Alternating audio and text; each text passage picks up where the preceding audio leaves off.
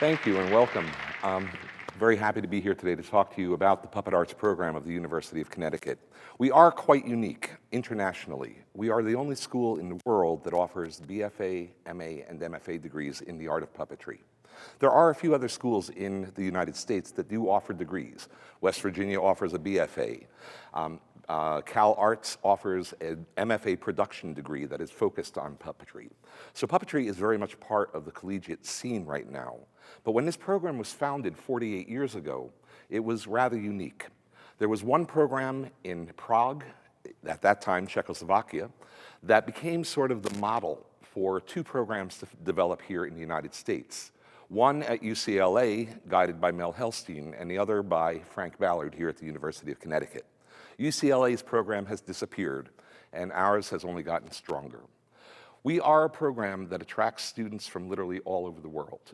We are talking right now to students coming in from Korea, from India, and from Romania, as well as from across the United States. So we have a nice mix of international ideas going on in our program, and it's always been a rich idea because puppetry is an international art form. Many people say, puppetry, isn't that fun? Well, yeah, it is. We have a great deal of fun because we like to work 18 hours a day. And we like to create ideas that have never existed before, and express them to other people and share our thoughts. But puppetry is actually an ancient art form. To me, a puppeteer who has a very strong imagination, puppetry has been part of civilization since the first tribes gathered together. Puppets and masks were used, in my opinion, to explain nature. As people gathered together to help each other, to have a group that were the hunters, and a group that were the gatherers, and a group that cared for the children. People gathered together, and yet nature continued to impose upon them. And they started to realize that parts of the nature seemed to understand nature better than the people. The animals understood when a storm was coming and disappeared. The trees moved in synchronization with the winds. And so what happened was people took those things that had anima, that had spirit, and tried to communicate with nature. They carved masks into the trunk of a living tree, cutting it away only at the last moment to capture the spirit of the tree in it.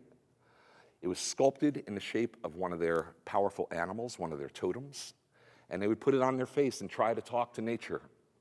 But I'm sure that they really didn't make too much communication, but they did affect each other. And so masks and puppets became the tools of shamans to teach the mores of the tribes. So in my imagination, as a puppeteer, puppetry has been with us since the very beginnings of civilization. It is a secret art form. It is something where you don't want to share the ideas of how things happen to animate the figures. And so it has not been something that has been in the forefront of all people's creativity. It has been something that has been kept by a small group. And so puppetry has been belittled through the years. But we have examples of Greek statuary that were mechanized, that if you put a proper libation onto the altar, the statue would move. That's puppetry. Right? We have examples from medieval times when we, the people, could not read. Puppeteers were invited into the church to perform stories from the Holy Book. They performed the Nativity so frequently that string puppets became known as marionettes, little Marys. Right? So puppetry has been with us all along. As we come to this continent, there is a tradition, an indigenous tradition, that, like so much of the indigenous culture, was either ignored or crushed. And only today are we and the indigenous people rediscovering what had been here as much as we can.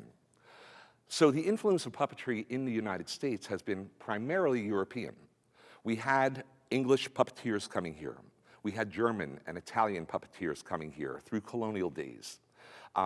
One family, the Llanos family, traveled throughout the United States from 1825 to 1946, several generations of Llanos. They traveled on the back roads. They performed from mining camps. They performed back and forth across the line during the Civil War, entertaining the troops with puppets. So there is a lot of puppet history here in the United States that has been continuous, but not well known by the public. Only recently, with the advent of television, do we see puppetry becoming part of the common language.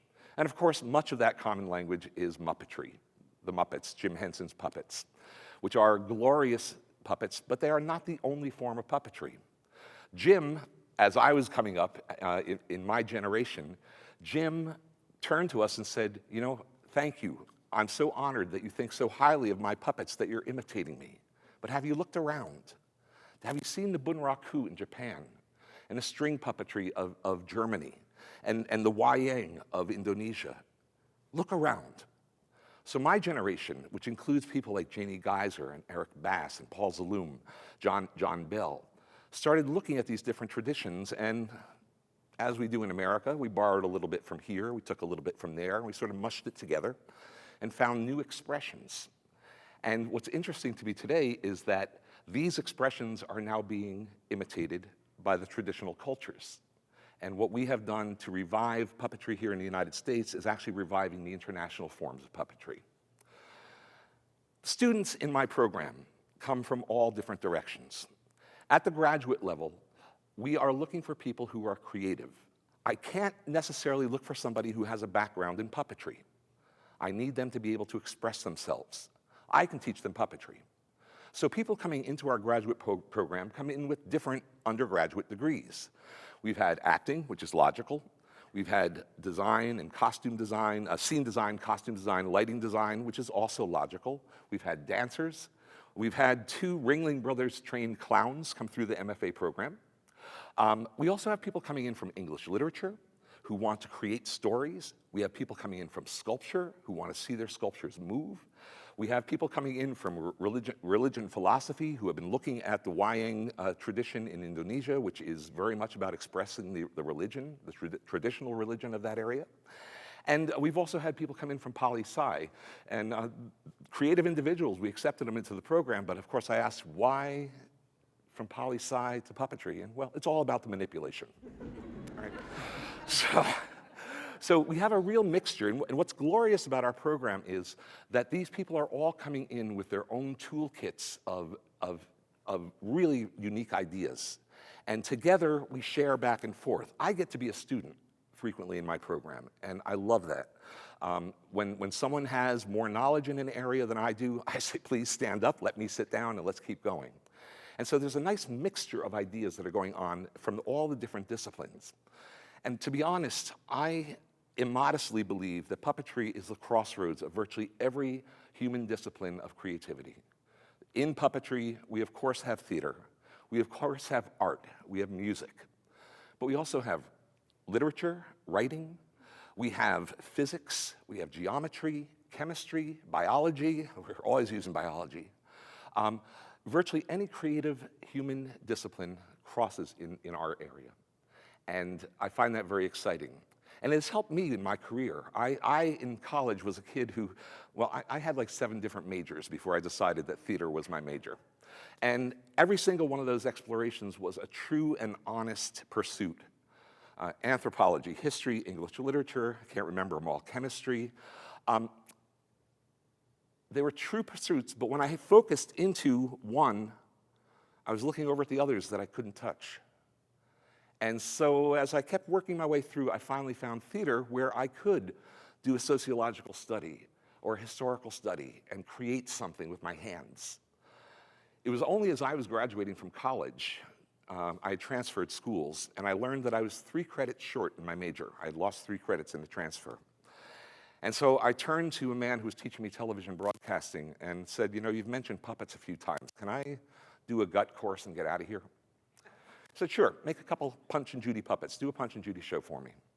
Well, I was a good student, and Punch and Judy just seemed a little too simple, too available, and hand puppets, I can make them overnight. That wasn't a challenge. So I decided to make string puppets. And instead of Punch and Judy, I did a small play by Bertolt Brecht. And I never looked back. This thing that I thought I was escaping school with grabbed me and said, gotcha. In my career, I have been able to spend 5 years of my career with the music of Igor Stravinsky, which I have mounted L'Histoire du Soldat, Reynard.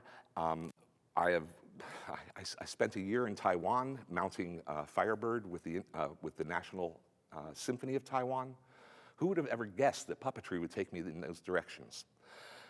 I've gotten the opportunity to work on folklore, to meet people, to talk to people. So this career that I found, or maybe I should say that found me, has really answered a lot of my own needs as a creative individual. I can design a puppet, I can build a puppet, I can conceive of a story, I can get somebody to come in and help me write the story. I'm not the best writer, okay, but I know where I have weaknesses and can bring people in to help. I can book a show, I can load a truck, I can drive it, I can perform it. And to be honest, it's glorious. I never expected to be a professor. I always expected to be someone out creating and performing. I had two people in my life sort of guide me to where I am now. One was a woman named Margot Rose, who she and her husband had performed the Howdy Doody puppets back in the 50s. And then a gentleman from Germany who was actually a guest artist here at the University of Connecticut when I was a student. And the two of them saw something in me that I didn't see. And they kept saying, you need to try this, you need to try that, you need to try this. And eventually I found myself teaching and running programs, one at the O'Neill Theater Center here in Connecticut, and now here at the University of Connecticut. And I've got to tell you, at first I was a little concerned because I was building several hundred a year. Now if I get to build one or two, it's a lot. Although you see the polar bear behind me, that is a lot for one puppet for the year. Okay. A friend asked, are you sad that you're missing all this opportunity to build puppets? And when I thought about it, I looked around at my students and I realized exponentially, I'm building hundreds of puppets a year through my students. Instead of building puppets, I'm now building puppeteers. And that's the career that I was destined to make.